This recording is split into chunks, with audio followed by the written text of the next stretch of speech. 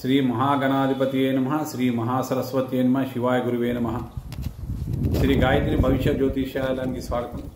ఈ రోజు నాడు మనము మిథున్ రాశిలో మిథున్ రాశి యొక్క ప్లానటరీ పొజిషన్ తెలుసుకోబోతున్నాం. మనం గమనించినట్టయితే కనుక మిథున్ రాశిలో ప్రస్తుతానికి గురు సంచారం కొనసాగుతోంది. 3వ స్థానంలో కేతు సంచారం, 4వ స్థానంకి వచ్చేసరికి మనకు శుక్ర రవి భగవాన్లు అక్కడ కొనసాగిస్తున్నారు. 5వ స్థానం పరిశీలించినట్లయితే కనుక మనకు బుధుడు మరియు కుజ భగవాన్లు 5వ స్థానంలో సంచారం కొనసాగుతోంది. 9వ స్థానంలో రాహుగ్రహం, 10వ స్థానంలో శని భగవాన్ల సంచారం. ఈ విధంగా మనకు ప్లానటరీ పొజిషన్ ఉంది మిథున రాశి పైన.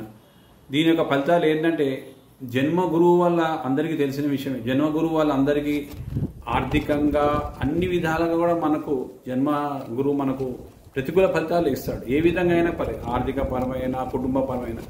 తర్వాత ముఖ్యంగా 4వ స్థానంలో శుక్ర భగవాన్ నీచ పొంది ఉండడం వల్ల ఏదైతే తన కన్యా రాశిలో ఉండడం వల్ల ముఖ్యంగా ఇంకోటి కూడా అక్కడ ఏంటంటే అక్కడనే రవి భగవాన్ ఉండడం, దానివల్ల ఏంటంటే అసక దోషం కూడా ఏర్పడి అక్కడ కుటుంబ స్థానంలో ఇంతవరకు ఏవైతే ఇబ్బందులు ఉన్నాయో అవి కూడా మనకు కొనసాగుతున్నాయి.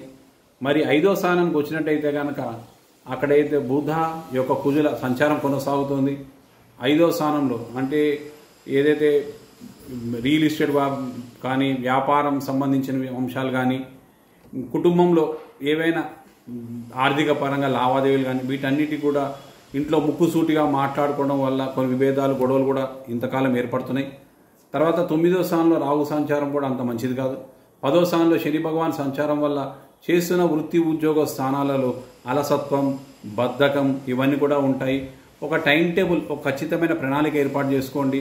వచ్చే యొక్క మనకు ముందే కనిపిస్తున్నాయి కొన్ని సూచనలు, వాటిని మీరు ఎలా అధిగమించాలని ఒక ప్లానింగ్ చేసుకోండి. చేసుకుంటే మీరు 10th హౌస్లో శని భగవాన్ సక్సెస్ అయిపోతారు.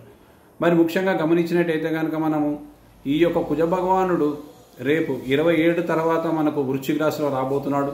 6వ స్థానం రోగస్థానం. మరి దాని ఫలితాలు ఎలా ఉంటాయంటే, మరి కుజ భగవానుడికి సంబంధించినవి తప్పకుండా కుజుడు భూకారకుడు. రియల్ ఎస్టేట్ రంగం వాళ్ళకి చాలా జాగ్రత్తగా ఉండాలి.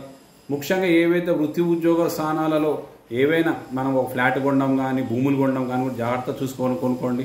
ఒక పక్క ప్రణాళిక అంటే ఏర్పాటు చేసుకోండి.